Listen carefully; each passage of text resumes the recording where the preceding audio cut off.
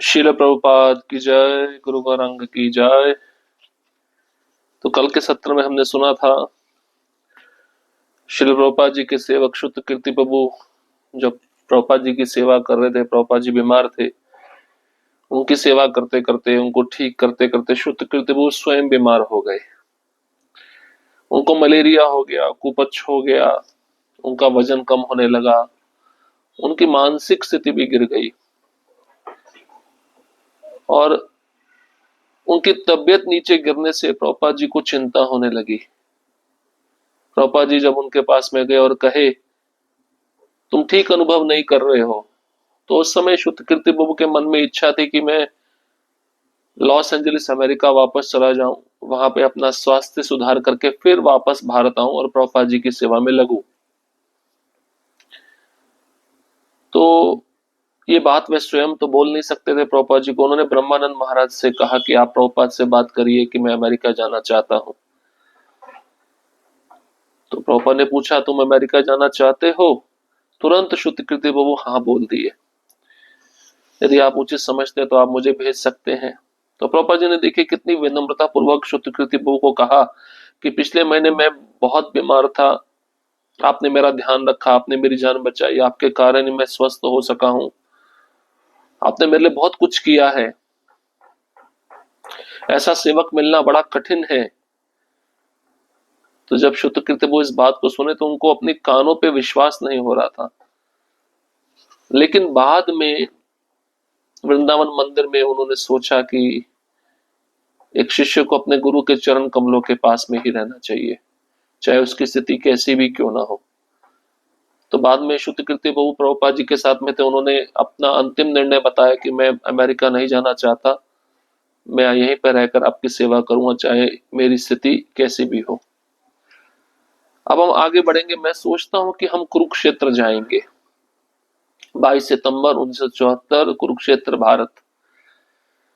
शिल प्रभुपाद ने आदर्श जीवन व्यतीत किया जैसे कि 22 सितंबर 1974 की घटना से प्रदर्शित होता है।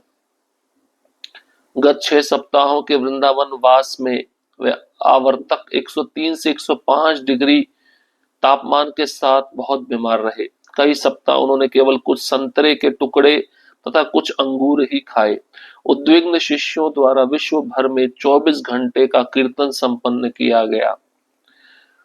उन्होंने कहा कि उनकी बीमारी का उपचार दवाइयों से नहीं हो सकता, क्योंकि उनकी बीमारी का कारण है कि 80% इस्कॉन के प्रमुख अधिकारी दृढ़ता से नियमों का पालन नहीं कर रहे। ऐसी स्थिति होते हुए भी कृष्ण भावनामृत के प्रचार की तीव्र इच्छा उनमें सदैव सजग रहती थी। कितना सूक्ष्म बात बता रहे प्रभुपाद जी। बोले मैं जो इतना बीमार रहा वृंदावन में, मेरे को बुखार हुआ 103 से लेके 105 डिग्री तक, इसके पीछे एक ही कारण है कि मैं अपने शिष्यों के द्वारा चाहता था कि वे नियमों का पालन करें, लेकिन 80% मेरे शिष्य नियमों का पालन नहीं कर रहे, इसलिए मुझे बीमारी हो रही है। उस समय प्रभुपाद जी केवल संतरे के कुछ टुकड़े और अंगूर खाकर जीवित रहे थे। प्रभुपाद जी कहते हैं ये जो मेरी बीमारी है इसका उपचार दवाइयों से नहीं हो सकता। मेरी बीमारी का कारण मेरे शिष्य हैं जो नियमों का पालन नहीं कर रहे। तो आप सोचिए उस समय 100 में से 80% शिष्य प्रभुपाद जी के नियम पालन नहीं करते, इसलिए प्रभुपाद जी को इतनी बीमारी हो रही थी। जैसे वह थोड़ा स्वस्थ हुए, उन्होंने अन्य केंद्रों में जाने के लिए वृंदावन से प्रस्थान किया। उनका पड़ाव दिल्ली था, जहां उन्होंने कलकत्ता तथा फिर मायापुर जाने से पूर्व एक दिन रुकने की योजना बनाई। भक्त सदैव उनके स्वागतार्थ उत्साहित रहते। दिल्ली पहुंचने के तुरंत बाद उन्हें कुरुक्षेत्र में भगवत गीता पर बोलने की प्रार्थना की गई। अब प्रभु जी का स्वास्थ्य थोड़ा अच्छा हुआ तो उन्होंने सोचा प्रचार करना चाहिए, वृंदावन से बाहर निकलना चाहिए। सबसे पहला पड़ाव उनका दिल्ली था, फिर कलकत्ता, फिर मायापुर और फिर वह कुरुक्षेत्र जाकर वहां पे उनको आमंत्रण मिला था भगवत गीता पर बोलने के लिए। जहां भी प्रभुपाद जी जाते भक्तगण उनका सदैव स्वागत करने के लिए उत्साहित रहते। शिल प्रभुपाद ने उत्तर दिया ऐसी सभाएं व्यर्थ हैं, ये लोग कभी श्री कृष्ण को स्वीकार नहीं करेंगे, फिर वहां जाकर उनके विषय में बोलने से क्या लाभ। यह समय का अपव्य होगा। हम बहुत संतुष्ट थे कि इतनी गंभीर बीमारी के पश्चात वे इतनी गर्मी में कठिन यात्रा नहीं करेंगे। जैसे चर्चा आगे बढ़ी, उन्होंने कहा, मैं इस आमंत्रण पर विचार करूंगा तथा प्रचार के अवसर को स्वीकार करूंगा। उन्होंने बड़े प्यार से हमें कहा कि वह इस विषय पर विचार विमर्श करें तथा उन्हें सुझाव दे कि क्या करना उचित होगा। उनकी दुर्बल स्थिति को देखते हुए हमने सोचा कि इतनी लंबी यात्रा बहुत कष्टदायक होगी। तो जो आमंत्रण मिला था कुरुक्षेत्र से भगवत गीता पर बोलने के लिए, प्रभुपाद जी ने पहले उत्तर दिया कि ये जो सभाएं होती हैं व्यर्थ होती हैं, क्योंकि ये लोग श्री कृष्ण को भगवान स्वीकार नहीं करते। अब वहां पे जाकर कृष्ण के विषय में बोलने से क्या लाभ होगा, ये समय की बर्बादी है। तो हम सब बहुत खुश हो गए कि प्रभुपाद जी इतनी गंभीर बीमारी से बाहर आए हैं, तो गर्मी में कठिन यात्रा उनको नहीं करनी चाहिए। लेकिन प्रभुपाद जी ने आगे अपने शिष्यों को कहा कि जो आमंत्रण आया कुरुक्षेत्र, इस पे विचार करो। ये प्रचार का एक अवसर है और इस विषय पर विचार विमर्श करके बताओ तुम्हारा सुझाव क्या है, क्या करना ठीक रहेगा, जाना ठीक रहेगा या ना जाएं। उस समय प्रभुपाद जी की स्थिति बहुत दुर्बल थी और हमने सोचा कि इतनी लंबी यात्रा करना अच्छा नहीं है, प्रभुपाद जी को कष्ट होगा। श्री प्रभुपाद प्रायः हमें इस प्रकार सेवा करने का अवसर देते। यह कितना मधुर था कि हमें कैसे संलग्न करते। वे हमेशा स्वतंत्र रहते परंतु हमें अपनी चिंता करने की अनुमति देते। उनके सचिव ने इस विषय पर अन्य जीबीसी व्यक्तियों तथा सन्यासियों के साथ विचार विमर्श किया। उनका निर्णय था कि श्रील प्रभुपाद अभी इतनी लंबी कुरुक्षेत्र जाने तथा आने की सड़क यात्रा के लिए बहुत निर्बल है। प्रारंभ में वे राजी हो गए। लगभग 2 बजे दोपहर को उनकी घंटी बजी। मैं उनके कमरे में गया तथा प्रणाम किया। उन्होंने आदेश सबको बुलाया। शिष्य अपने आध्यात्मिक गुरु को सुनने के लिए कमरे में प्रविष्ट हुए। उन्होंने कहा, मेरे विचार से हमें कुरुक्षेत्र जाना चाहिए, ये मेरा कर्तव्य है। मैं प्रचार के अवसर को त्याग नहीं सकता। ये इतना कठिन नहीं होगा, हम सूर्य उदय से पहले प्रस्थान कर सकते हैं। ये यात्रा 2 घंटे की होगी। एक शुद्ध भक्त के समान उन सबकी और संवेदनशील दृष्टि से देखते हुए उन्होंने वाक्य पटुता से पूछा, क्या ये ठीक रहेगा? उनके सचिव ब्रह्मानंद महाराज ने कहा, श्रील प्रभुपाद, यदि आप यही चाहते तो हम सब व्यवस्था कर देंगे।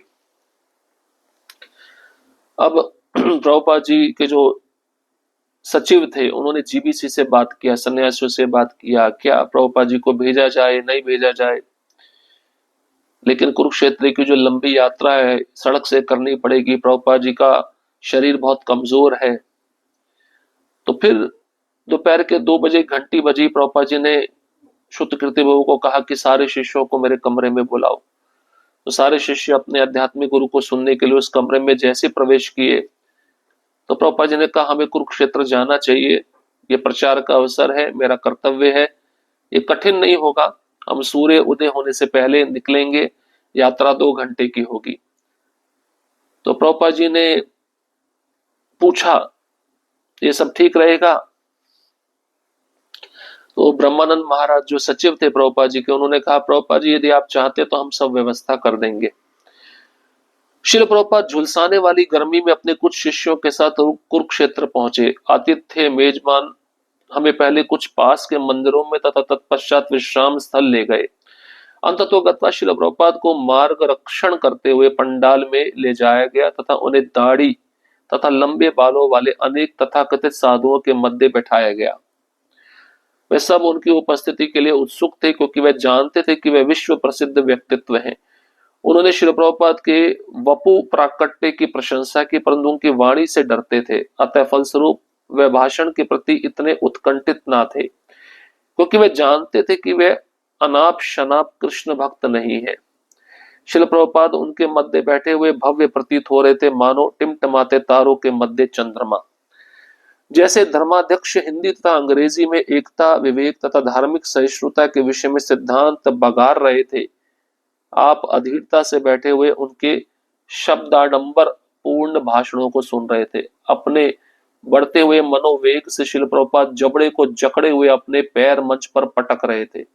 जैसे वक्ता शांति तथा धर्म पर बोल रहे थे, वे हर बीतते क्षण अधिक से अधिक क्रोधित हो रहे थे। तथाकथित साधुओं का पारस्परिक प्रशंसा समाज बड़ी प्रसन्नता से एक दूसरे की प्रशंसा कर रहा था। वहां पर नए मंदिर निर्माण का उत्तरदायित्व लेकर इतने सारे पवित्र व्यक्ति आपस में आमोद प्रमोद कर रहे थे। अब जब प्रभुपाद जी वहां पहुंचे अपने शिष्यों के साथ, बहुत झुलसाने वाली गर्मी थी। प्रभुपाद जी को पहले कई मंदिरों में ले जाया गया, फिर उनके विश्राम स्थल पे उनको ले जाया गया, उसके बाद में पंडाल में जहां कार्यक्रम था वहां उनको ले जाया गया और बड़ी बड़ी लंबी लंबी दाढ़ी वाले साधुओं के बीच में उनको बिठा दिया गया। अब सभी जानते थे प्रभुपाद जी विश्व प्रसिद्ध व्यक्तित्व हैं, वे कोई अनाप शनाप कृष्ण के भक्त नहीं है। उन सब साधुओं के बीच में प्रभुपाद जी लग रहे थे जैसे टिमटिमाते तारों के बीच में एक चंद्रमा बैठा हो। तो धर्माध्यक्ष बोलना शुरू करता है, प्रभुपाद जी उसको सुन रहे होते, लेकिन प्रभुपाद जी को उसका सुनना अच्छा नहीं लगता। प्रभुपाद जी क्रोधित हो रहे थे क्योंकि वो कृष्ण के बारे में बोल ही नहीं रहा था।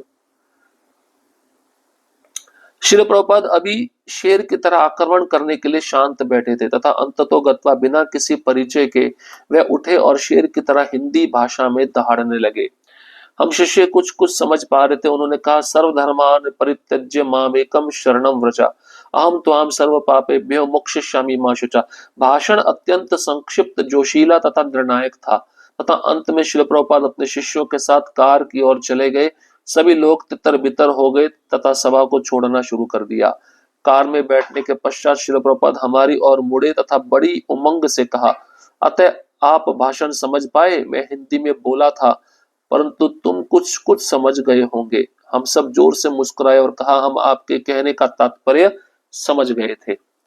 उन्होंने कहा, हाँ ये सब बकवास है, ये लोग कभी किसी लक्ष्य तक नहीं पहुंचेंगे क्योंकि श्री कृष्ण को स्वीकार नहीं करते। यही उनका व्यापार है, यही उनका विचार है। यहाँ भारत में लोग एकता बनाना चाहते परंतु वे कभी श्री कृष्ण को स्वीकार नहीं करते। वे भगवत गीता पर क्यों बोलते हैं? यद्यपि तुम श्री कृष्ण को स्वीकार नहीं करते हो, उन्हें भगवत गीता पर बोलने का कोई अधिकार नहीं। दबी हंसी हंसते हुए उन्होंने कहा, आप श्री कृष्ण की भूमि कुरुक्षेत्र पर कैसे उपस्थित हो, जहां भी श्री कृष्ण ने युद्ध क्षेत्र में अर्जुन को भगवत गीता सुनाई, और आप में से एक व्यक्ति ने भी श्री कृष्ण के विषय में चर्चा नहीं की। आप भगवत गीता के विषय में बोल रहे हैं। श्री कृष्ण ने भगवत गीता बोली, श्री कृष्ण यहाँ कुरुक्षेत्र में थे और आप में से एक व्यक्ति ने भी श्री कृष्ण के विषय में कुछ चर्चा नहीं की। उन्होंने उत्साहपूर्वक अपने प्रियतम भगवान का समर्थन किया और हम उनके दिव्य पद चिन्हों का अनुसरण करके गर्व का अनुभव करते हैं। श्री प्रभुपाद, आपने श्री कृष्ण की महिमा के प्रचार के लिए कड़ी असुविधाओं का सामना किया और वे अस्वस्थ थे, ऊपर से वृद्धावस्था तथा भीषण गर्मी, फिर भी आप आगे बढ़ते गए। कुरुक्षेत्र में आपके अविश्वसनीय साहसिक कार्य पर प्रचंड तूफान ने विराम चिन्ह लगा दिया। जैसे हमारी गाड़ी आगे बढ़ी, बड़े बड़े गंध सफेदा के वृक्ष जड़ से उखड़ कर हमारे सामने आ गिरे। मैं आश्चर्यचकित था कि कैसे कुरुक्षेत्र में तूफान पंडाल को विनष्ट कर रहे थे। श्रील प्रभुपाद, श्री कृष्ण ने मूसलाधार वर्षा में भी आपका पथ प्रदर्शन किया तथा सड़क की बाधाओं से अत्यंत युक्ति पूर्वक आपकी गाड़ी को सुरक्षित रखा।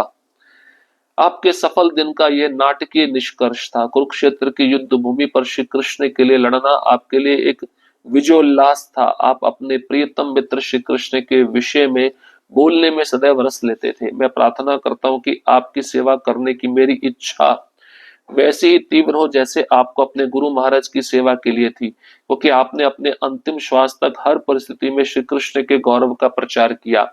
मैं आपके आंदोलन की सेवा जन्म जन्मांतर तक करने की प्रार्थना करता हूँ।